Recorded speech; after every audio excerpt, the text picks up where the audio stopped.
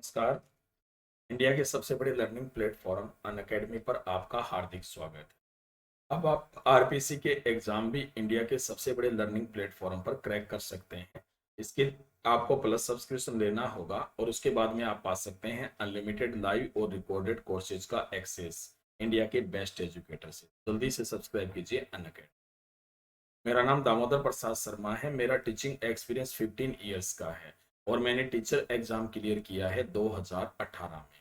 मेरी जो रोजाना क्लासेज है यूट्यूब के राजस्थान 360 चैनल पर शाम को 7 बजे होती है। स्पेशल क्लास एक 3:55 होती है और एक होती है शाम को 8:30 बजे।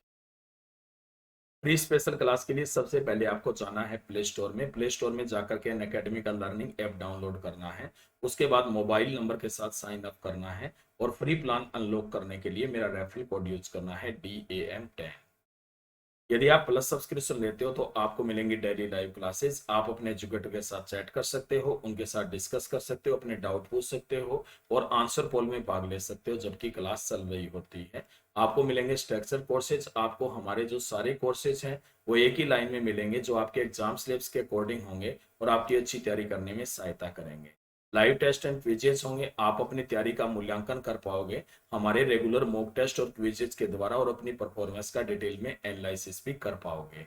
अनलिमिटेड एक्सेस मिलेगा। एक बार सब्सक्रिप्शन लेने के बाद आपको हमारे सारे लाइव और रिकॉर्डेड कोर्सेज का कंफर्टेबली देखने का एक्सेस मिलेगा। RPSC new announcement. Boost your RPSC preparation with these offers. 12 महीने का सब्सक्रिप्शन लेते हो तो 3 महीने का मिलेगा फ्री और 24 महीने का लेते हो तो 4 महीने का मिलेगा फ्री। ठीक है ना। दरअसल ये टेस्टिमोनियल है। अंजलि बैरवा RS 2018 जनरल 849वीं रैंक, SC फीमेल 30 रैंक थी। ठीक है ना।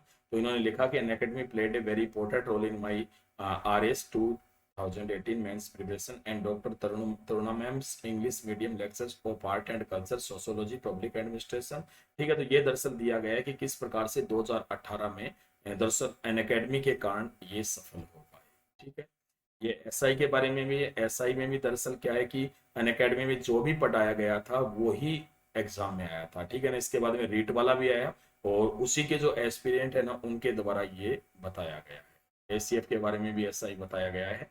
रीट में देखिए ये रहा। Thank you very much ma'am, love you loads. मेरे रीट में 123 से 25 मार्क्स आ रहे हैं और साइकोलॉजी में 26 मार्क्स।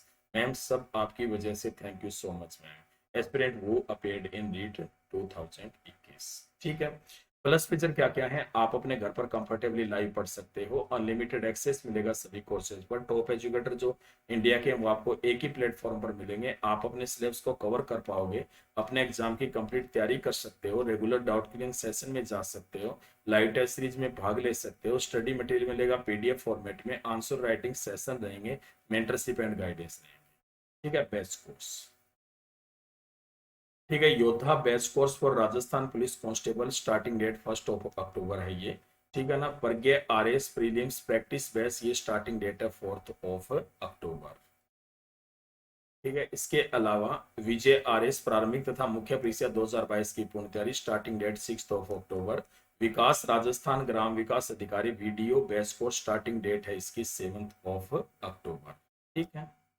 ये ग्राम विकास अधिकारी वीडियो की है ये। और ये जो कोर्स है वो 7 अक्टूबर से आपके लिए उपलब्ध होने वाला है। ठीक है। इसके बाद में यदि अपन बात करें तो ये कोर्सेज अवेलेबल आपके अकेडमी के लर्निंग ऐप आरपीएससी पे। RS RPSC SI पटवार हेडमास्टर, वन रक्षक वनपाल, junior engineer, JBP NL, read level first and second, Aspire English medium, college lecture exam. एक सब्सक्रिप्शन पर आप सारे एग्जाम की तैयारी कर सकते हो। ऐसा केवल अकेडमी पर ही होता है।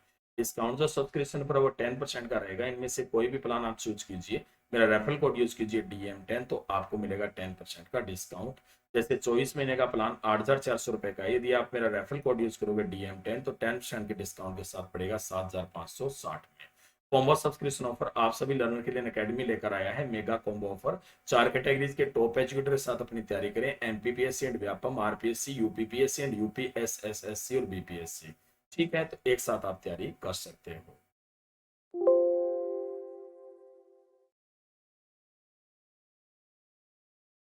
ठीक है। तो अभी अपन आज एक टॉपिक स्टार्ट करेंगे जो आपके आगे आने वाले जो एग्जाम है ना उनके लिए काफी महत्वपूर्ण टॉपिक है। ठीक है। उसी की अपन यहाँ पे चर्चा करेंगे। ठीक है। टॉपिक स्टार्ट करते हैं। आज का जो अपना टॉपिक रहेगा वो है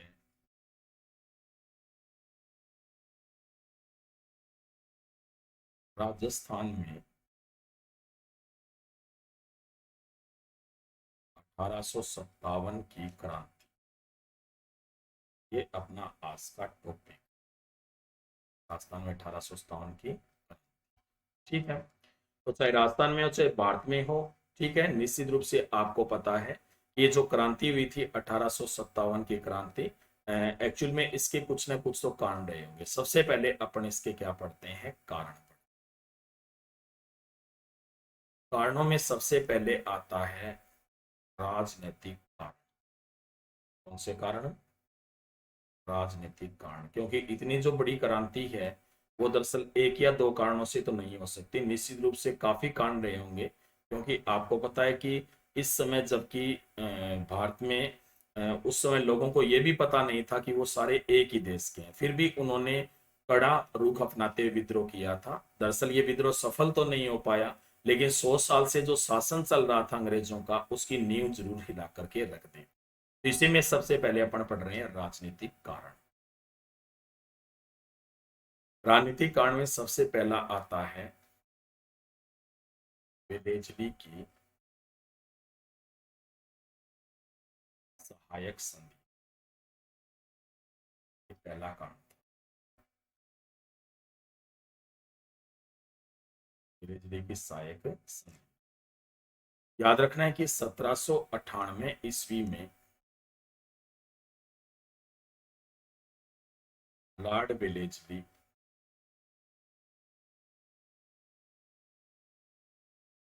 बंगाल का गवर्नर जनरल बना।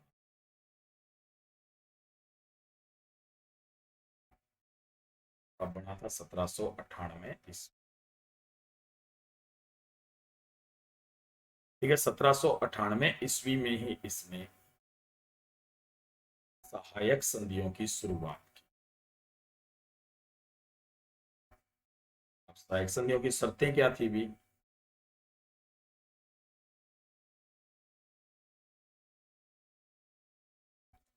पहली शर्त थी रियासत वह कंपनी परस्पर सहयोग करेंगे।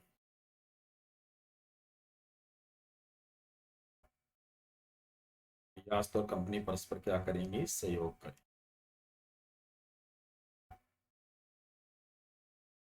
दूसरी शर्त थी इसमें कि कंपनी रियासत को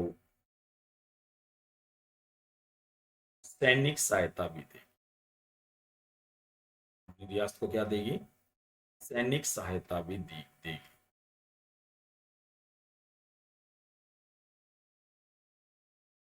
ठीक है।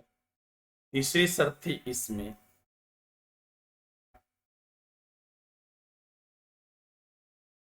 रियासतें बदले में धन व जागीर दें।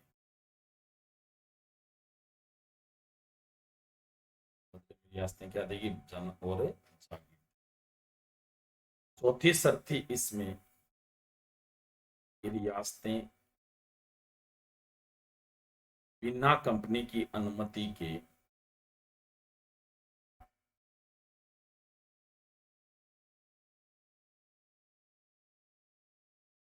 संधि नहीं कर पाए।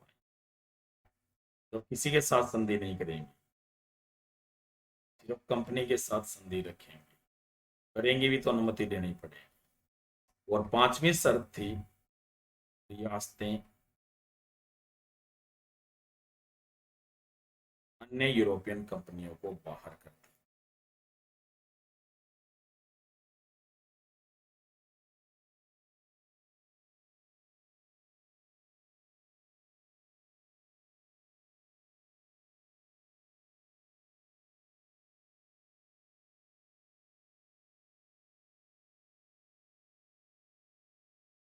ठीक है, तो ये शर्तें रखी गई थी। अब है ना, दरअसल क्या था कि उस इस समय जो राजस्थान के जो शासक है ना, वो एक्चुअल में एक प्रकार से कमजोर स्थिति में पहुंच चुके थे। राजस्थान के मान लो चाहे भारत के मान लो, दरअसल उस समय मराठों के आक्रमण हो रहे थे, और एक्चुअल में यहाँ पर शासकों को लगता था कि उनके लिए कोई न कोई तो ऐसा आए जो निश्चित रूप से उनके लिए कुछ करे। ठीक है। और यही कारण है कि यहाँ पर जो रियासतें थी ना, जैसे ही यहाँ पर यह शर्त रखी गई, रियासतें थी वो लाइन लगा करके खड़ी हो गई। ठीक है ना, शर्त रखते ही जो रियासतें थी वो लाइन लगा करके यहाँ पर खड़ी हो गई थी। एक्चुअल में उन्हें ये परेशानी नहीं थी कि निश्चित रूप से उन्हें यहाँ पर कोई धन देना पड़ेगा, जागीर देनी पड़ेगी, कंपनी से अनुमति लेनी पड़ेगी। उन्हें सिर्फ एक प्रकार से कहा जाए तो उन्हें सिर्फ कुछ न कुछ ऐसा चाहिए था जो उनका सहयोग कर सके। सहायक संधि करने वाली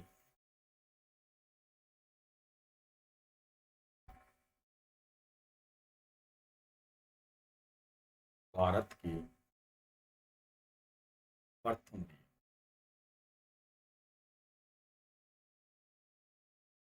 सहायक संधि करने वाली भारत की जो प्रथम रियासत थी वो कौन सी थी भी? सबसे बड़ी रियासत सबसे पहले ही आ गई थी, हैदराबाद। शासक कौन था भी इसका? निजाम मोहम्मद अली, ये शासक। और कब की थी भी ये संधि? 1798 ईस्वी में। कब की थी? 1798 ईस्वी में संधि की थी। ये भारत की प्रथम रियासत थी हैदराबाद जिसने संधि की थी। ठीक है, सहायक संधि की थी। तो ये पहला कारण। ठीक है, तो आपको बस इतना याद रखना है कि पहले कांड में सबसे पहले अपन राजनीतिक कांड पढ़ रहे हैं, और राजनीतिक कांड में सबसे पहला कौन सा था? वेलेजली की सहायक संधि।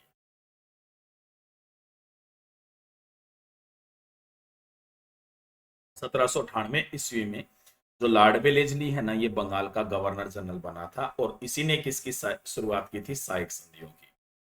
इसमें शर्तें क्या थी? पहली शर्त थी रियासतें व कंपनी परस्पर सहयोग करेंगी। दूसरी शर्त थी कि कंपनी रियासत को सैनिक सहायता भी देगी। तीसरी शर्त थी रियासतें बदले में धन और जागीर देंगी। और चौथी शर्त थी रियासतें बिना कंपनी की अनुमति के संधि नहीं करेंगी। पांचवी शर्त थी कि रियासतें अन्य यूरोपियन कंपनियों को अपने क्षेत्र से बाहर कर देंगी। सहायक संधि करने वाली भारत की प्रथम रियासत कौन सी थी? हैदराबाद। शासक का नाम निजाम मोहम्मद अली था। और कब की थी संधि? 1798 ईस्वी। दूसरा राजनीतिक कारण था डलहौजी की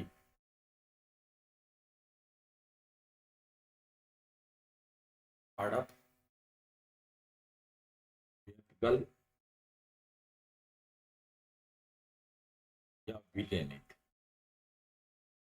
ये थी, ये दूसरी थी। याद रखना है कि 1848 ईस्वी में लॉर्ड डलहौजी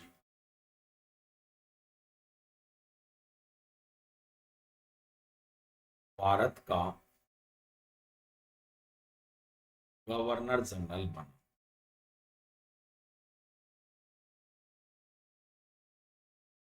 ठीक है, इसे आधुनिक भारत का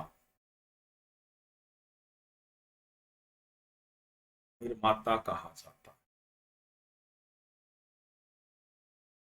क्या कहते हैं इसे? आधुनिक भारत का निर्माता। लॉर्ड डलहौजी ने दरअसल हड़प नीति अपनाई, यानी इसका एक ही मकसद था लॉर्ड डलहौजी का कि किसी न किसी प्रकार से जो रियासतें हैं ना, वो दरअसल उसके नियंत्रण में आ जाए। ठीक है ना, इससे ये मतलब नहीं था कि क्या चीज होगी, बस इसे है ना सिर्फ और सिर्फ जो रियासतें हैं ना, उनका विलय करना था। किसको? लॉर्ड डलहौजी को। ठीक है, और इसीलिए जो डलहौजी है इसने सबसे पहले क्या किया कि इसीलिए डलहौजी के द्वारा 1848 ईस्वी में, कब? 1848 ईस्वी में डलहौजी ने गोद प्रथा पर प्रतिबंध लगाया। कौन सी प्रथा पर? गोद प्रथा। गोद प्रथा पर प्रतिबंध का मतलब ये था कि यदि किसी के कोई राजा के संतान नहीं है तो वो किसी को गोद नहीं ले पाएगा, यानी कोई भी राजा जिसके संतान नहीं है वो किसी को गोद नहीं ले पाएगा। ठीक है, दरअसल राजा की जैसे ही मृत्यु होगी ना, तो वो जो रियासत है ना, वो सीधी किसमें शामिल हो जाएगी? कंपनी के साम्राज्य में। ठीक है, क्योंकि कंपनी सहयोगी है और इसलिए कंपनी का ही हक बनता है कि वो रियासत उसी की रहे। ठीक है, दरअसल इसने उस समय थोड़ा सा सर्वेक्षण भी किया था क्योंकि कुछ राजाओं के संतानें नहीं थे, और यही कारण था कि जैसे ही इसने घोषणा की 1848 में, मतलब ये कानून बनाया, उसके तुरंत बाद इसे रिजल्ट मिलना भी स्टार्ट हो गया। हड़प नीति का शिकार होने वाली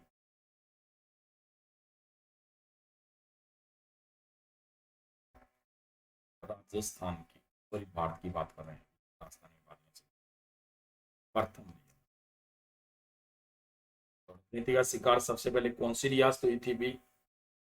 सतारा। सतारा रियासत कहाँ पे है? महाराष्ट्र।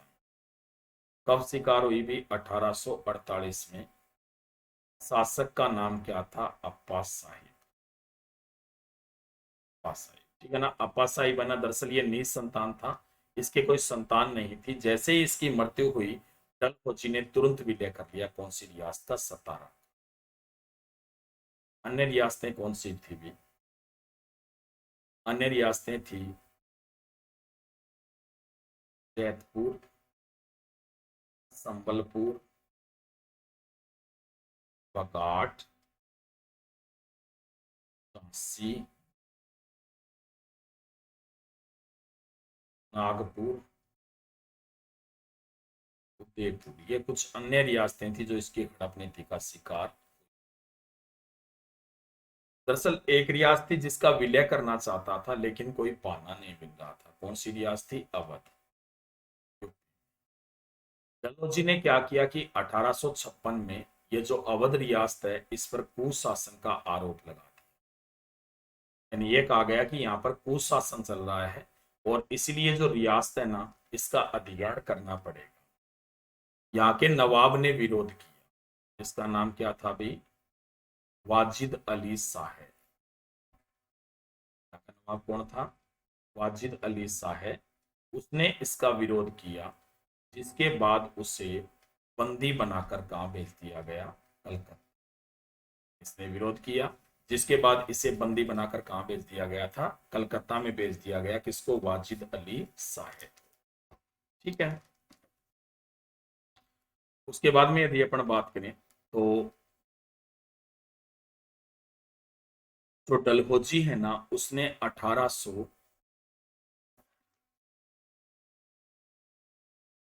डलहौजी के द्वारा 1849 ईस्वी में घोषणा की गई थी कि मुगल बादशाह, जिसका नाम क्या था? बहादुर शाह जफर, उसकी मृत्यु के बाद मुगल परिवार लाल किले को खाली कर दे। ये कहने के लिए कि जो लाल किला है ना, वो दरअसल सम्राटों का होता है और लाल किला अब किसका है? अंग्रेजों। ये घोषणा कर दी गई किसके द्वारा? लॉर्ड डलहौजी के। ठीक है। उसके बाद में 1856 में लॉर्ड कैनिंग ने घोषणा की, लॉर्ड कैनिंग के द्वारा घोषणा की गई कि बहादुर शाह जफर के बाद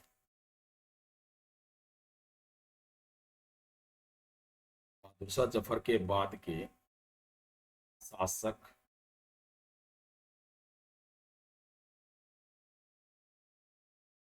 सम्राट की उपाधि का प्रयोग नहीं कर पाए।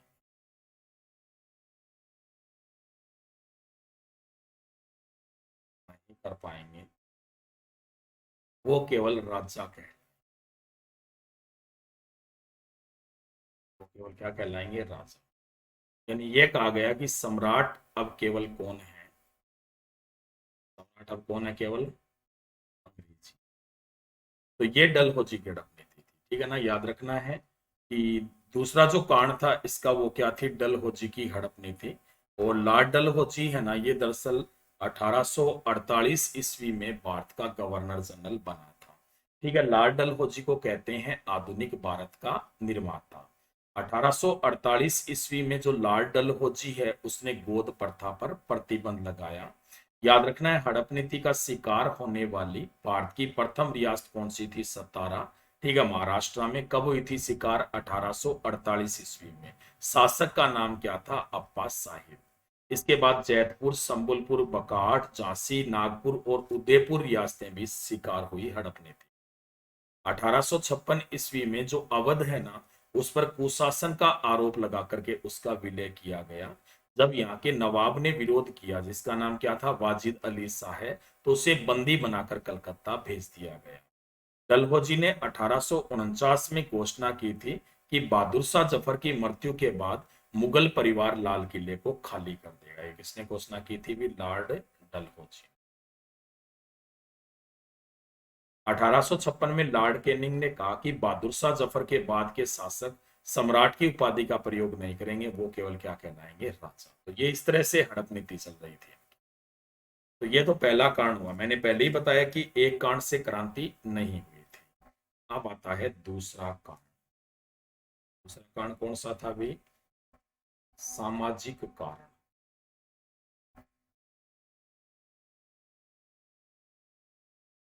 सामाजिक कारण क्या था कि उस समय भारतीय समाज में कई कुप्रथाएं फैली हुई थी और उन पर अंग्रेज रोक लगा रहे थे। हालांकि ये सही था, लेकिन भारतीय समाज को ऐसा लग रहा था कि अंग्रेज उनके समाज में इंटरफेयर कर रहे हैं। 1829 ईस्वी में बंगाल के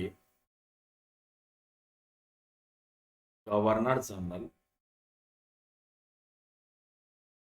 1829 ईस्वी में बंगाल के गवर्नर जनरल, क्या नाम था अभी?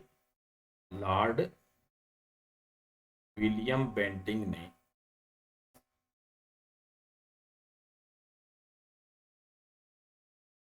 सती प्रथा पर रोक लगाई और इस तरह से भारतीय समाज में अंग्रेजों का हस्तक्षेप भी क्या हो गया था?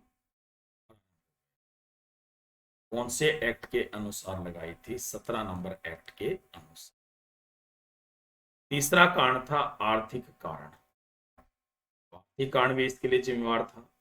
अब आपको पता है कि जेब खाली होती है तभी विद्रोह उत्पन्न होता है। भारतीयों के पास कुछ नहीं था। दरअसल अंग्रेजों ने भारतीय उद्योग धंधे नष्ट कर दिए। अंग्रेजों ने भारतीय उद्योग धंधे नष्ट कर दिए। ठीक है। इसके अलावा जो भारतीय थे ना, भारतीय जो मजदूर किसान थे, उन पर अलग अलग प्रकार के कर।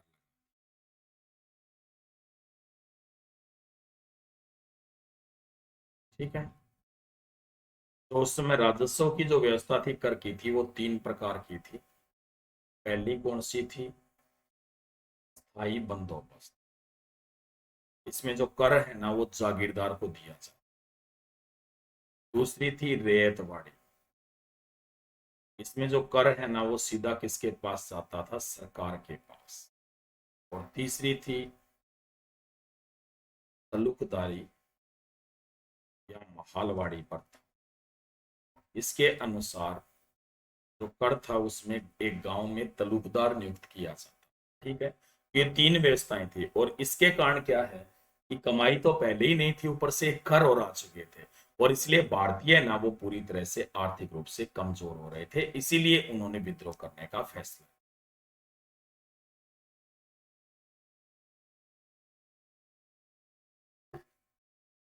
ठीक है। अगला जो कारण है वो था प्रशासनिक कारण। कौन सा? प्रशासनिक कारण। प्रशासनिक कारण क्या था भाई? 1833 में एक चार्टर एक्ट आया। 1835 में क्या आया था? Charter act. इसमें पहली शर्त लिखी गई थी कि भारतीयों को रोजगार मिले।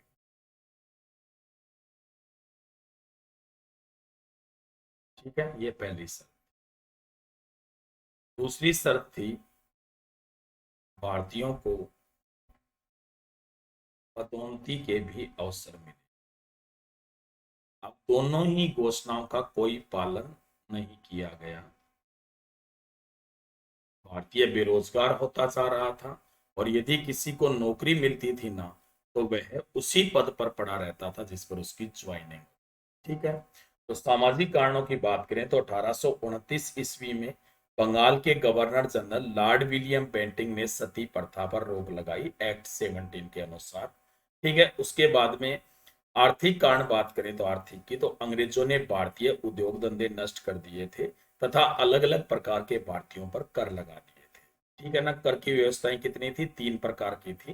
पहली थी स्थायी बंदोबस्त व्यवस्था, दूसरी थी रेयतवाड़ी व्यवस्था, और तीसरी थी तलुकदारी या महलवाड़ी व्यवस्था। चौथा था प्रशासनिक कारण। 1833 के चार्टर एक्ट में घोषणा की गई कि एक तो भारतीयों को रोजगार मिलेगा और साथ में पदोन्नति के अवसर मिलेंगे, लेकिन दोनों ही घोषणाओं का पालन नहीं किया। का पालन नहीं, और इसीलिए भारतीयों के मन में क्रांति के बीज उठ। पांचवा कारण था सैनिक कारण। अब अधिकतर इतिहासकारों ने तो इसे कौन सा कारण बताया? अभी सैनिक क्रांति का ही नाम दिया। याद रखना कि भारत में प्रथम सैनिक विद्रोह है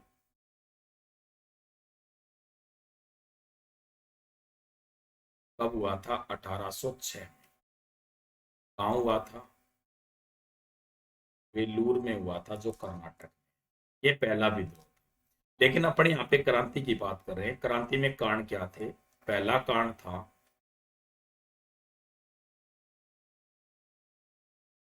वेतन में भेदभाव। यानी भारतीयों के साथ जो अंग्रेज है ना, वो वेतन में भेदभाव करते थे। हाँ, एक अंग्रेज का जो वेतन है वो 135 रुपये था। 153, सॉरी, 153 था। वहीं भारतीय का वेतन कितना था? 35 रुपये। और इतना ज्यादा डिफरेंस है ना, वो भारतीयों को बिल्कुल पसंद नहीं आ रहा था। उन्हें लगता था कि वो अंग्रेजों से कोई कम भी नहीं है, और फिर भी उन्हें इतना कम वेतन दिया जा रहा है। और इसीलिए सैनिकों के मन में विरोध की भावना उत्पन्न हुई। दूसरा इसमें था पदोन्नति के अवसर नहीं। सैनिकों के पदोन्नति के कोई अवसर नहीं। जहां अंग्रेज ज्वाइन करते ही कमांडर, कर्नल, ब्रिगेडियर बन जाते थे, वहीं जो भारतीय है ना, वो पदोन्नति नहीं पाते थे। भारतीय ज्यादा से ज्यादा सूबेदार बन सकते थे, इससे ऊपर उनका पद नहीं होता था। और इसलिए भारतीय सैनिकों के मन में विरोधाभास था इसके प्रति, अंग्रेजों के प्रति। तीसरा कारण था धार्मिक खिलवाड़। अंग्रेज है ना, भारतीयों के साथ धार्मिक खिलवाड़ भी करते। ठीक है ना। धार्मिक खिलवाड़ का मतलब ये है कि दरअसल एक बार ऐसे आदेश जारी किया गया कि सारे सैनिक सेविंग करके आए, और मुस्लिम सैनिकों में विरोध उत्पन्न हो गया। ठीक है। फिर ये कहा गया कि दरअसल सारे के सारे जो सैनिक है ना, वो अपने सर में चमड़े की कलंगी लगाएंगे। अब हिंदू सैनिकों में विरोध हो गया। तो ऐसे समय समय पर क्या है कि वो धार्मिक खिलवाड़ करते रहते थे, भारतीय धर्म को नीचा दिखाने की कोशिश करते रहते। ठीक है ना। तो ये कारण रहा था धार्मिक खिलवाड़। चौथा था 1856 का कैनिंग का सैनिक अधिनियम। इन 1856 में लॉर्ड कैनिंग ने क्या किया कि एक सैनिक अधिनियम जारी किया। और ये जो सैनिक अधिनियम था ना, इसमें दरअसल कहा गया था कि किसी भी सैनिक को कहीं भी भेजा जा सकता था। ठीक है। 1856 का सैनिक अधिनियम कहता था। तो इसका मतलब ये है कि उस समय जो भारतीय ना, वो किसी समुद्री मार्ग को पार नहीं करना चाहते थे। ठीक है। दरअसल उनके मन में विश्वास था कि यह पाप हो सकता है। ठीक है। वैसे भी असमंजस में थे, क्योंकि उस समय पूरे विश्व के 60% हिस्से पर अंग्रेजी शासन था। और तभी तो आपको पता है कि ऐसा माना जाता है कि अंग्रेजी साम्राज्य का कभी सूर्य अस्त नहीं होता था। कहीं और उग गया तो कहीं अस्त हो गया, कहीं अस्त हो गया तो कहीं उग गया, ऐसा होता था। ठीक है। यही कारण है कि दरअसल जो भारतीय सैनिक थे वो असमंजस में थे, और असमंजस में आदमी विद्रोही करता है। ठीक है ना। तो ये भी मुख्य कारण रहा था किसका? सैनिक विद्रोह। अगला कारण है धार्मिक कारण।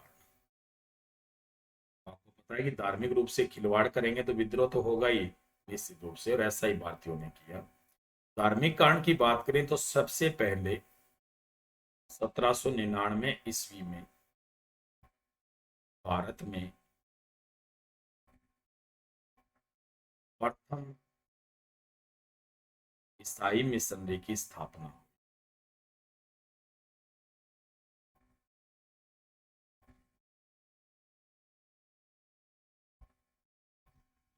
ईसाई मिशनरी की स्थापना, ठीक है।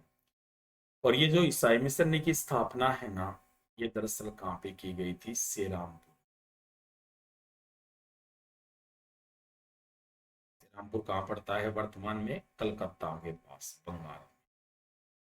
ये छिप करके की गई थी, लेकिन 1813 के चार्टर एक्ट में ईसाई मिशनरियों को भारत में आने की स्वतंत्र इजाजत भी दे दी। यानी ये कहा गया कि कितनी ही मिशनरियां भारत में आ सकती है, स्वतंत्र इजाजत उनको मिल गई थी। 1850 में केनिंग ने एक अधिनियम भी जारी कर दिया, केनिंग का धार्मिक निर्योग्यता अधिनियम जारी कर दिया गया था। कब? 1850 में। ये जो अधिनियम था ना, इसमें यह कहा गया था कि कोई भी धर्म स्वीकार करता है व्यक्ति तो उसे पैतृक संपत्ति में भी हिस्सा मिले। तो निश्चित रूप से ये भारतीयों के लिए खराब बात थी, ठीक है। सबसे पहले बात करते हैं सामाजिक कारण।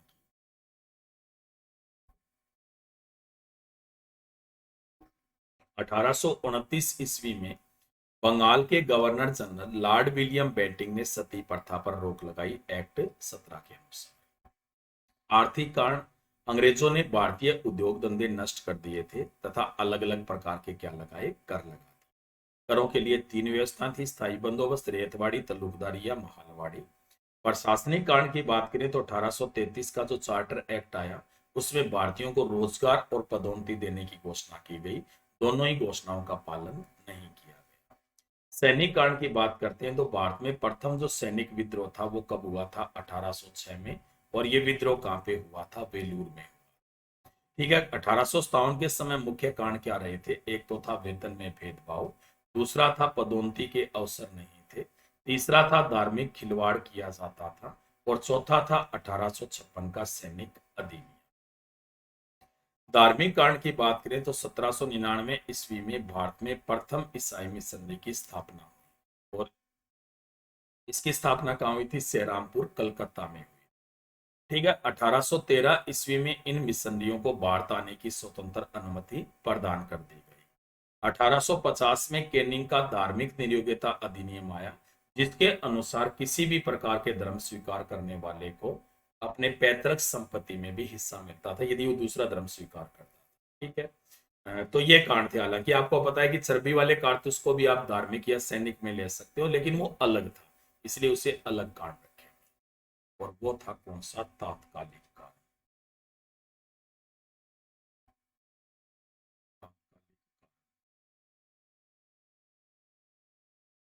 या फिर इसे क्या कह सकते हैं? बड़ा मुख्य कांड।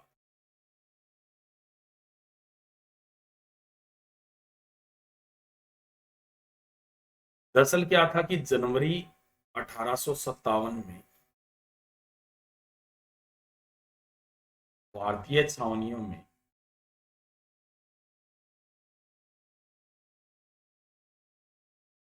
एनीफील्ड राइफल का प्रयोग, एनीफील्ड राइफल का प्रयोग प्रारंभ कर दिया। ठीक है। इससे पहले भारतीय छावनियों में ब्राउन बेस राइफल्स का प्रयोग किया जाता था।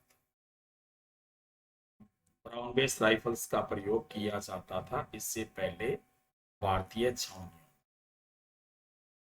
अब जो नई राइफल्स थी ना, उसके बारे में कहा गया कि जो एनीफील्ड राइफल्स है, उसकी जो कारतूस होती थी उसमें गाय व सुअर की चर्बी का प्रयोग किया जाता था। ठीक है। दरअसल जो कारतूस है ना, उसका जो ढक्कन है उसे मुंह से खोलना पड़ता है। से ऐसे मुंह से खोलना पड़ता था। और निश्चित रूप से ये दरअसल धार्मिक खिलवाड़ था, क्योंकि हिंदू और मुस्लिम सैनिकों की। अब इसके पीछे एक कहानी प्रचलित है। कहा जाता है कि दरअसल भारतीयों सैनिकों को पता नहीं था कि ऐसा हो रहा है। यानी उस समय जो भारतीय ना दरअसल अंग्रेजों से नफरत बहुत करते थे। यूपी क्षेत्र की घटना है। कहते हैं कि एक अंग्रेज अधिकारी था, वो किसी ब्राह्मण के घर पर गया। ब्राह्मण के घर पर जाकर उसने पीने के लिए पानी मांगा। ब्राह्मण ने कहा कि पानी तो पिला दूंगा, लेकिन बर्तन के हाथ नहीं लगाने दूंगा। अब अधिकारी ने पूछा भी ऐसा क्यों? तो ब्राह्मण ने कहा कि तुम लोग अपवित्र हो, हमारी चीजों को खराब कर दो। अब अंग्रेज अधिकारी को गुस्सा आ गया। उसने कहा कि तुम भारतीय दोहरी नीति पे चलते हो। एक तरफ तो कहते हो कि दरअसल हमारे हाथों से लगी हुई जो वस्तुएं है ना वो अपवित्र हो जाएगी, और दूसरी तरफ जो तुम्हारे ही सैनिक है ना, वो दरअसल क्या करते हैं कि गाय और सुअर की चर्बी का प्रयोग कर रहे हैं। अब जैसे ही उसको पता चला, ये जो घटना थी ना, ये आग की तरह चारों ओर फैल गई। ठीक ना, आग की तरह चारों ओर फैल गई ये घटना। और निश्चित रूप से इसमें यहाँ पर सबको पता चल गया कि सैनिक है ना, उनके साथ धार्मिक खिलवाड़ किया जा रहा है। लोग थे ना, वो छावनियों में जाते थे, और छावनियों में कोई किसी नौकर के बेस में, कोई साधु के बेस में, कोई दूध वाले के बेस में जाते थे, और वहां पर जाकर के सैनिकों को जानकारी देते। अब जैसे ही ये जानकारी मिली ना, तो उसके बाद में विद्रोह भी प्रारंभ हो गया। तो इसलिए तात्कालिक या मुख्य कारण आप इसे ही मान सकते हैं। प्रथम विद्रोह हुआ कौन सी छावनी में? बुरहानपुर छावनी में। बुरहानपुर छावनी में सबसे पहले विद्रोह हुआ।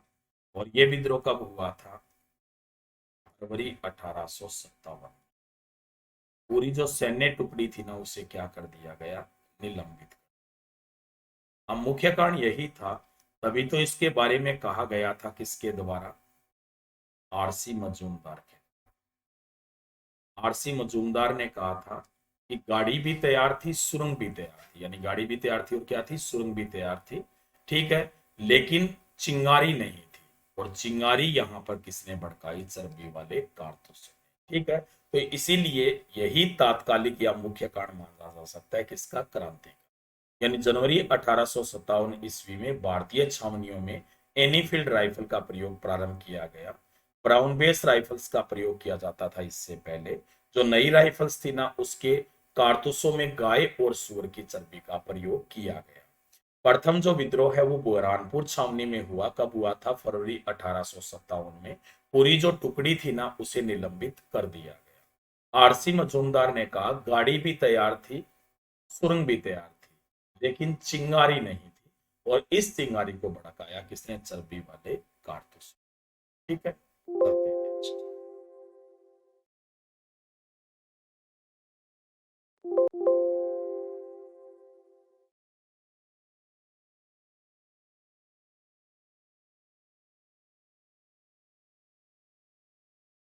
तो इसके बाद में फिर भारत में क्रांति की शुरुआत हुई।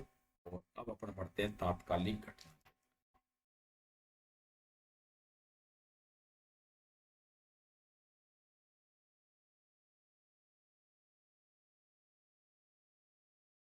तात्कालिक जो घटना हुई थी वो कौन सी छावनी में हुई थी भाई? बैरकपुर छावनी। बैरकपुर छावनी कहाँ पे पड़ती है? बंगाल में। ठीक है, दरअसल जो बैरकपुर छावनी है, यहाँ पर तैनात थी 34वीं नेटिव।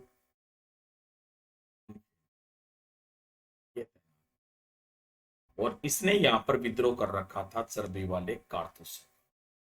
अब दरअसल ये सोचा गया अंग्रेजों के द्वारा कि ऐसे यदि विद्रोह चलता रहा, तो निश्चित रूप से हमें सारी राइफल वापस भेजनी पड़ेगी। सारी राइफल वापस भेजने का मतलब था कि काफी बड़ा आर्थिक नुकसान था अंग्रेजों को। और इसलिए उन्होंने तय किया कि अब जहां भी विद्रोह होगा ना, तो उसे वो क्रूर तरीके से दबाएंगे। ये इन्होंने निश्चय कर लिया था।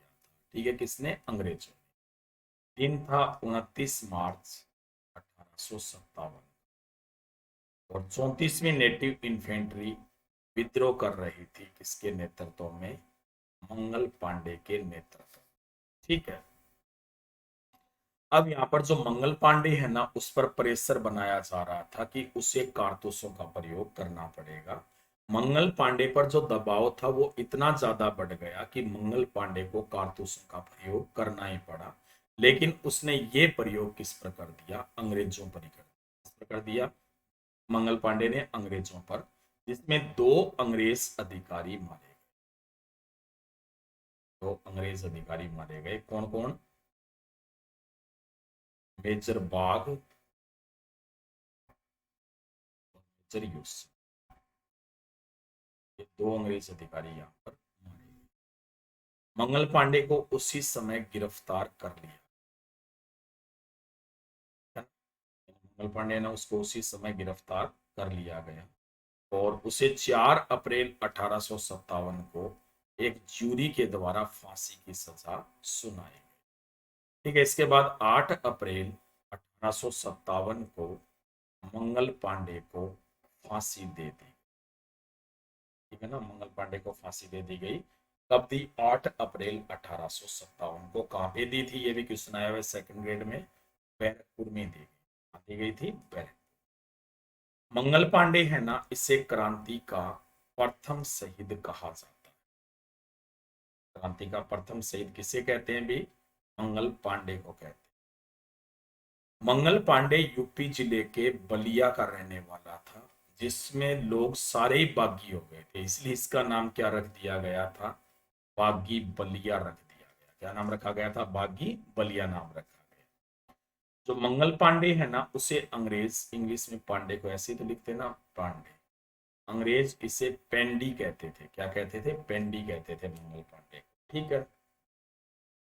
अब यहाँ पर क्या है कि दरअसल जब भी मंगल पांडे के बाद में कोई विद्रोह करता था ना, तो अंग्रेज उसे पेंडी नाम से ही पुकारते थे। यानी कि बागी का दूसरा नाम ही कौन बन गया था? मंगल पांडे बन गया था। तो ये तात्कालिक घटना मानी जाती है। तो आपको याद रखना है तात्कालिक घटना कहाँ पे हुई थी? बैरकपुर छावनी, जो कहाँ पे है? बंगाल में। 34वीं नेटिव इन्फेंट्री ने विद्रोह किया था। किसने विद्रोह किया था? 34वीं नेटिव इन्फेंट्री ने विद्रोह किया। ठीक है। 29 मार्च 1857 को जो विद्रोह था वो किसके नेतृत्व में हुआ था? मंगल पांडे के नेतृत्व। ठीक है। इसमें दो अंग्रेज अधिकारी मारे गए थे। मंगल पांडे ने हत्या कर दी मेजर बागोज मेजर ह्यूसन की। मंगल पांडे को ज्यूरी के द्वारा 4 अप्रैल 1857 को फांसी की सजा सुनाई गई। 8 अप्रैल 1857 को बैरकपुर में मंगल पांडे को फांसी दी गई। मंगल पांडे को क्रांति का प्रथम शहीद कहा जाता है। मंगल पांडे यूपी के बलिया जिले का रहने वाला था, जिसे किस नाम से जाना गया? बागी बलिया के नाम से। ठीक है। अब बात करते हैं क्रांति की योजना।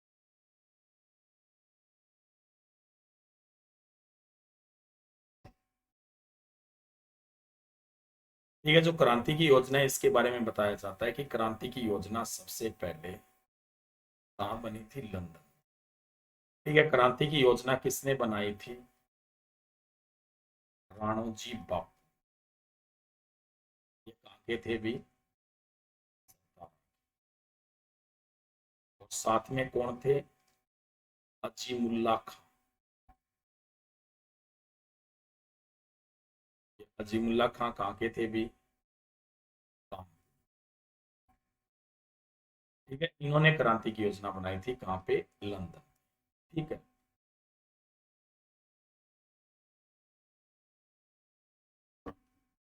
अब ये योजना जो क्रांति की बनाई गई थी, ये इसलिए क्योंकि कहते हैं कि दोनों ब्रिटेन की महारानी विक्टोरिया प्रथम से मुलाकात करने गए थे अपना अधिकार वापस पाने के लिए।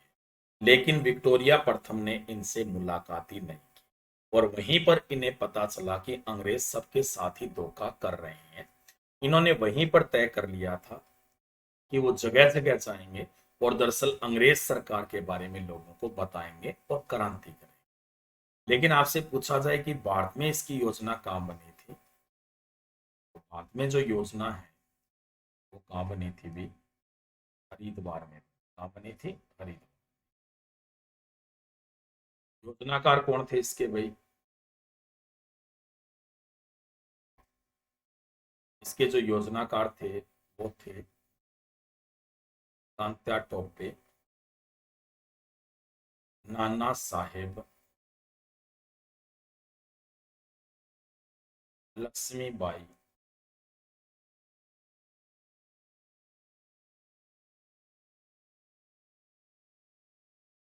बेगम हजरत महल,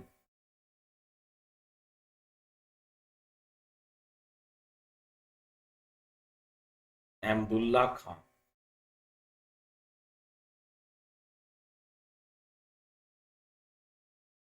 ठीक है, ये इसके योजना का। और क्रांति का जो दिन है वो कौन सा तय किया गया? क्रांति का दिन तय किया गया था 31 मई 1870। ये क्रांति का दिन कौन सा तय किया गया था? 31 मई 1857। क्रांति का नेता किससे बनाया गया था? क्रांति का नेतृत्व सौंपा गया था बहादुर शाह जफर। ठीक है। क्रांति का जो केंद्र था वो कौन सा बनाया गया था? क्रांति का जो केंद्र कौन सा बनाया गया? दिल्ली। यानी कहीं भी क्रांति होगी, सारे जो क्रांतिकारी इकट्ठे होकर कहां पे जाएंगे? सीधे दिल्ली में जाएंगे। क्रांति के प्रतीक कौन से तय किए गए थे? क्रांति के प्रतीक तय किए गए थे कमल व चपाती। ठीक है, ये जो प्रतीक थे वो इसलिए तय किए गए थे कि यदि कहीं भी विद्रोह होता था ना, तो जो विद्रोही थे ना, वो आपस में जब मिलते थे तो एक दूसरे को कमल का फूल दिखाते थे। इसका मतलब पता चल जाता था कि ये भी कौन है? भी विद्रोही है। ठीक है। और चपाती इसलिए कहते हैं कि जैसे मान लिया एक जगह क्रांति होनी है और कल पास के दूसरे गांव में क्रांति होने वाली है। ठीक है। तो इसमें क्या होता था कि रात के समय चार चपातियां या रोटी बेची जाती थी, जो ये काम करती थी कि कल यहाँ पर हमारी भी क्रांति होने वाली है। ठीक है, तो इसीलिए ये प्रतीक तय किए गए थे कौन से? कमल और चपाती। ठीक है, तो पूरी तरह से योजना तैयार हो चुकी। तो आपसे सीधा पूछा जाए कि क्रांति की योजना कहाँ बनी थी? लंदन में। और ये किसने बनाई थी? राणोजी बापू ने, जो कहाँ के थे? सतारा के। अजीमुल्ला खान जो कहाँ के थे? कानपुर के थे। दोनों ने महारानी विक्टोरिया प्रथम से मिलने का प्रयास किया, लेकिन पूरी तरह से क्या रहा? असफल रहा। भारत में जो क्रांति की योजना है ये कहाँ बनाई गई थी? भी हरिद्वार में। जो योजनाकार थे वो कौन थे? तांत्या टोपे, नाना साहेब, लक्ष्मीबाई, बेगम हजरत महल और अहमदुल्ला खान। क्रांति का दिन कौन सा तय किया गया था? 31 मई 1857 को। क्रांति का नेता किसे बनाया गया था? बहादुर शाह जफर को। क्रांति का केंद्र कौन सा था? भी दिल्ली। और क्रांति के प्रतीक कौन से तय किए गए थे? कमल और चपात। ठीक है। तो इस तरह से अब क्रांति की जो योजना है वो पूरी हो चुकी थी तैयार। यानी अब है ना, केवल क्रांति को शुरू होना ही बाकी है।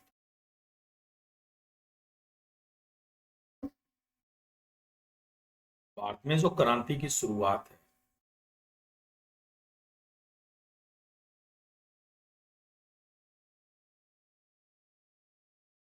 भारत में क्रांति की शुरुआत मेरठ छावनी से हुई। कौन सी छावनी से? मेरठ छावनी।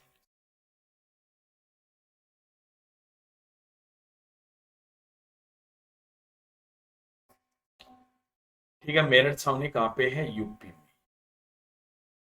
और यहाँ पर तैनात थी 20वीं नेटिव, ये तैनात थी। कौन सी? 20वीं नेटिव इन्फेंट्री तैनात थी। ठीक है। अब एक्चुअल में क्या हुआ था कि यहाँ पर अप्रैल 1857 में इन सैनिकों ने विरोध कर दिया था कि हम कारतूसों का प्रयोग नहीं करें। इसके बाद ये जो सैनिक हैं, इन्हें क्या कर दिया गया? निलंबित कर दिया। ये जो सैनिक थे ना, इन्हें निलंबित कर दिया। अब निलंबित किया गया, यहां तक तो ठीक था। लेकिन क्या हुआ कि 10 मई 1857 को इन सैनिकों को कैदी बनाकर खड़ा कर दिया गया। यानी कैदी बना दिया गया इन सैनिकों को। अब जैसे ही अपने साथियों को कैदी बने हुए देखा, इनके जो साथी थे ना, वो खुद पर कंट्रोल नहीं रख पाए। उन्होंने राइफल चलाई और जितने भी अंग्रेज थे ना, सबको यहाँ पे मार दिया। यहाँ का जो मुख्य अधिकारी था उसका नाम क्या था? मेजर कार्लाइन। वो यहाँ से फरार हो, मेजर कार्लाइन था, वो यहाँ से फरार हो गया। ठीक है, जो सैनिक थे ना, विद्रोही थे, उन्होंने छावनी पर अपना पूरी तरह से अधिकार कर लिया। यानी मेरठ छावनी पर किसका अधिकार हो चुका था? अब विद्रोहियों का पूरी तरह से अधिकार हो चुका था। कौन सी छावनी पर? मेरठ छावनी। ठीक है, इसके बाद में इन्होंने किसकी ओर कूच किया? दिल्ली की ओर कूच किया। ठीक है, आपको पता ही है कि दिल्ली में विद्रोह का प्रारंभ कब हुआ? 11 मई 1857। ठीक है, यहाँ पर नेतृत्व किसने किया था? बहादुर शाह। सैन्य नेतृत्व कौन कर रहा था? बख्त खान, जिसे बहादुर शाह जफर ने कौन सी उपाधि दी थी? खान बहादुर। ठीक है, उसके बाद में विद्रोह काफी सफल रहा और 12 मई को विद्रोहियों ने पूरी दिल्ली पर अधिकार कर, यानी दिल्ली पूरी तरह से किसके कंट्रोल में आ चुकी थी? विद्रोहियों के कंट्रोल। ठीक है, अंग्रेजों को पूरी तरह से खदेड़ा गया। या तो अंग्रेज यहाँ से यहाँ पर मारे गए या यहाँ से भाग गए। दरअसल अंग्रेजों ने सोचा ही नहीं था कि ऐसा होगा। हालांकि उस समय जो गवर्नर जनरल था, जिसका नाम क्या था? लॉर्ड कैनिंग था। ठीक है, उसे पहले इस बात का पता था कि ऐसा कुछ हो सकता है। ठीक है, लॉर्ड कैनिंग ने कहा था कि मुझे भारत में एक छोटी सी बदली दिखाई दे रही है, छोटी सी बदली दिखाई दे रही है। ये जो बदली है ना, वो एक दिन इतनी बड़ी होगी, इतनी अतिवृष्टि करेगी कि हमें भाकर सीधा लंदन छोड़। अब कैनिंग पहले ही ऐसा कहता था, लेकिन और अधिकारी नहीं मानते थे। वो कहते थे कि इतना बड़ा क्षेत्र है, छोटे छोटे विद्रोह चलते रहते हैं। लेकिन उन्हें 12 मई को पता चल गया था कि विद्रोह छोटा नहीं था, बहुत ही ज्यादा बड़ा था। तो इस तरह से भारत में क्रांति की शुरुआत हो चुकी है। तो आपको याद रखना है कि भारत में जो क्रांति की शुरुआत है वो कौन सी छावनी से हुई थी? मेरठ छावनी से हुई थी। यहाँ पे विद्रोह किया था किसने? 20वीं नेटिव इन्फेंट्री। कब किया था? अप्रैल 1857 में तो निलंबित किया गया था इनको, लेकिन विद्रोह की शुरुआत कब मानी जाती है? 10 मई 1857 को। ठीक है ना, 10 मई 1857 को इन सैनिकों ने विद्रोह कर दिया। जिसके बाद में यहाँ का जो मुख्य अधिकारी था मेजर कार्लाइन, वो यहाँ से फरार हो गया। जो विद्रोही थे ना, उन्होंने पूरी तरह से छावनी पर अधिकार जमा लिया। ठीक है, इसके बाद विद्रोहियों ने कहाँ की ओर कूच किया? दिल्ली की ओर कूच किया। दिल्ली में जो विद्रोह का प्रारंभ है ये कब हुआ था? भी 11 मई 1857। ठीक है, इसका नेतृत्व किसने किया था? भी बहादुर शाह जफर ने। और किसने किया था? बख्त खान ने। ठीक है, सैन्य नेतृत्व किया था, जिसकी उपाधि कौन सी थी? खान बहादुर खान की उपाधि। ठीक है, दरअसल 12 मई को यहाँ पर जो विद्रोही थे ना दिल्ली में, उन्होंने पूरी तरह से दिल्ली पर अधिकार कर लिया था। लॉर्ड कैनिंग ने कहा कि मुझे भारत में एक छोटी सी बदली दिखाई दे रही है, ये एक दिन इतनी बड़ी होगी, इतनी अतिवृष्टि करेगी कि हमें भाकर लंदन छोड़ देगी। ऐसा किसने कहा? Lord Canning. तो इस तरह से विद्रोह की शुरुआत हो चुकी थी। ठीक है, भारत में अब ऐसे कई जो क्षेत्र थे विद्रोह की आग में जल चुके थे। यदि अपन बात करें अवध, अवध में विद्रोह किसने कर रखा था? बेगम हजरत ने।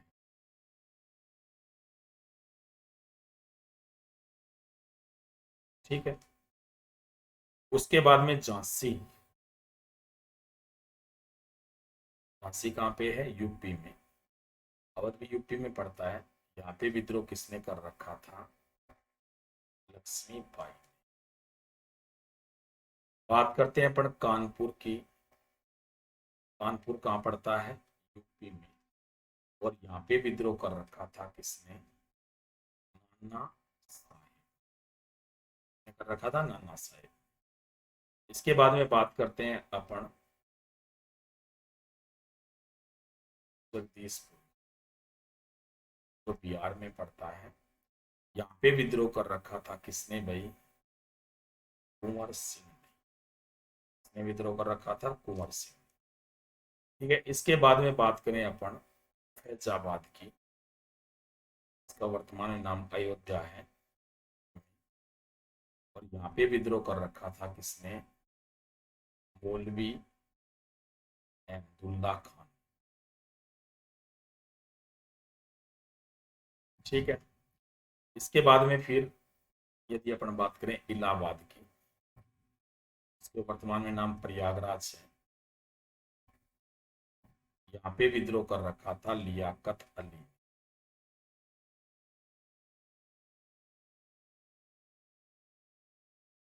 ठीक है, इसके बाद में यदि अपन बात करें बरेली की, बरेली भी कहाँ पे है?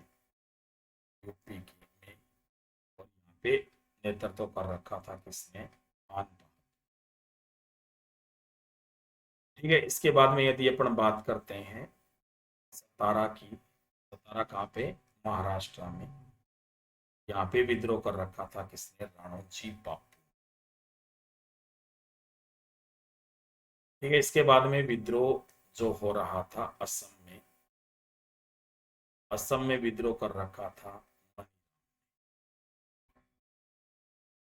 यदि विद्रोह की बात करें अपन संबलपुर, तो संबलपुर में दो राजकुमारों ने कर रखा था, सुरेंद्र शाही और उज्जवल शाही। तो ये विद्रोह के मुख्य केंद्र थे भारत में, हालांकि राजस्थान वाले अलग है जिनकी क्रांति अपन अलग से पढ़ेंगे। ठीक है ना, तो ये भारत में विद्रोह के मुख्य केंद्र बन चुके थे उस समय जब 1857 की क्रांति हो रही। ठीक है ना, तो अवध में जो बेगम हजरत महल है उसने हालांकि अवध पर अधिकार भी कर लिया था, लेकिन बाद में कैम्पबेल के द्वारा पराजित हो गई। झांसी में भी लक्ष्मीबाई, जिन्हें मणिकर्णिका भी नाम था, मन्नूबाई भी नाम था, जिन्हें महल परी भी कहते हैं। बेगम हजरत महल को तो महक परी कहते हैं और लक्ष्मीबाई को क्या कहते हैं? महल परी। उन्होंने भी काफी खतरनाक मुकाबला किया। इन्होंने झांसी के अलावा ग्वालियर और कालपी क्षेत्र पर भी अधिकार कर लिया था, लेकिन अंत में मेजर यूरोज ने अंत किया। कानपुर की बात करें तो यहाँ पे नाना साहिब ने विद्रोह किया। नाना साहिब का जो साथ है वो किसने दिया था? अजीमुल्ला खान ने भी दिया था, तांत्या टोपे ने भी दिया था, लेकिन यहाँ पर भी विद्रोह का अंत किसने कर दिया? Colin Campbell. जगदीशपुर में यहाँ पे विद्रोह किया था किसने? कुंवर सिंह ने किया था। कुंवर सिंह के बाद में, कुंवर सिंह को जिन्हें क्या कहते हैं? बिहार का शेर भी कहते हैं। क्या कहते हैं इन्हें? बिहार का शेर। ठीक है, कुंवर सिंह की मृत्यु के बाद इसके भतीजी ने विद्रोह जारी रखा था, जिसका नाम क्या था? अमर सिंह। ठीक है ना, और यहाँ पे विसेंट आयर के द्वारा अंत किया। तो ये मुख्य केंद्र थे। इसके अलावा फैजाबाद में मौलवी अहमदुल्ला खान ने विद्रोह किया था। इलाहाबाद में किसने किया था? लियाकत अली ने विद्रोह किया था। बरेली में किसने किया था? खान बहादुर ने विद्रोह किया था। सतारा में किसने किया था? राणोजी बापू ने विद्रोह किया था। असम में किसने विद्रोह किया था? भी मनीराम ने विद्रोह किया था। और संबलपुर में किसने किया था? भी सुरेंद्र शाही और उज्जवल शाही। ठीक है, तो ये भारत में विद्रोह के मुख्य मुख्य केंद्र थे। ठीक है, इसके अलावा जो राजस्थान है ना, इसके भी कई क्षेत्रों में क्रांति का आगाज हुआ था। राजस्थान के कई क्षेत्र चपेट में आए थे, आपको पता है। क्रांति की सबसे पहले नसीराबाद में शुरू हुई 28 मई 1857 को। ठीक है, इसके बाद में भरतपुर, चाहे मान लो नीमच छावनी थी, ठीक है, देवली छावनी थी, कोटा क्षेत्र था, ठीक है, भरतपुर क्षेत्र, धौलपुर क्षेत्र। ठीक है, ऐसे कई क्षेत्र थे। एरिनपुरा में भी काफी बड़ा विद्रोह हुआ था। ठीक है, जहाँ पे विद्रोह है। तो राजस्थान की जो क्रांति है वो अपन अलग से पढ़ेंगे। ठीक है ना, तो ये हमने यहाँ पे स्टार्टिंग में विद्रोह के कारण बता दिए और कुछ हमने नेतृत्व बता दिए कि किस किस के द्वारा किया गया था भारतीय क्रांति का नेतृत्व। ठीक है ना, तो एक प्रकार से कहा जाए कि क्रांति का जो तूफान था वो पूरे देश में फैला हुआ था एक प्रकार से। ठीक है, और सारे के सारे क्षेत्र है ना वो क्रांति की आग में जल रहे थे। अंग्रेजों की समझ से बाहर था कि क्या किया जाए। हालांकि थोड़ा सा एक कारण ये मान सकते हो कि ज्यादातर जो नेता है वो अपने क्षेत्र तक ही सीमित थे। तांत्या टोपी हालांकि अपवाद है कि उन्होंने एक बड़ा नेतृत्व किया। ठीक है, तो ये आज की क्लास रही जिसमें अपन ने 1857 की क्रांति के कारण वगैरह पढ़े, क्रांति की शुरुआत पढ़ी, योजना कैसे बनी थी ये पढ़ी, और भारत में जो क्रांति है उसके मुख्य केंद्रों के बारे में आपको बताया। तो आगे की जो क्लास है उसमें राजस्थान में 1857 की क्रांति के बारे में पढ़ेंगे। ठीक है, तो आप या आपका कोई भी मित्र अकेडमी का किसी भी प्रकार का कोर्स लेना चाहता है तो मेरा रेफरल कोड जरूर यूज कीजिएगा DM10, तो आपको मिलेगा 10% का डिस्काउंट। ठीक है, वीडियो कैसा लगा कमेंट बॉक्स में लिखकर जरूर बताइएगा। अब आप मुझे टेलीग्राम पर भी ज्वाइन कर सकते हैं, दामोदर शर्मा। आपको लगाना है स्लैश RPSC स्लैश अनअकैडमी। ठीक है, इससे आप टेलीग्राम पे मुझे ज्वाइन कर सकते हैं। आप यदि मेरा रेफरल कोड यूज करोगे किसी भी कोर्स में तो DM10 तो आपको मिल जाएगा 10% का डिस्काउंट। वीडियो को लाइक जरूर कीजिएगा, शेयर जरूर कीजिएगा, राजस्थान 360 चैनल को सब्सक्राइब भी कीजिएगा। ये आपका अनअकैडमी है जो बहुत ही अच्छा प्लेटफॉर्म है तैयारी करने के लिए। बेल आइकन को भी प्रेस कीजिए ताकि आपको नोटिफिकेशन मिल जाए। सबको बहुत बहुत धन्यवाद।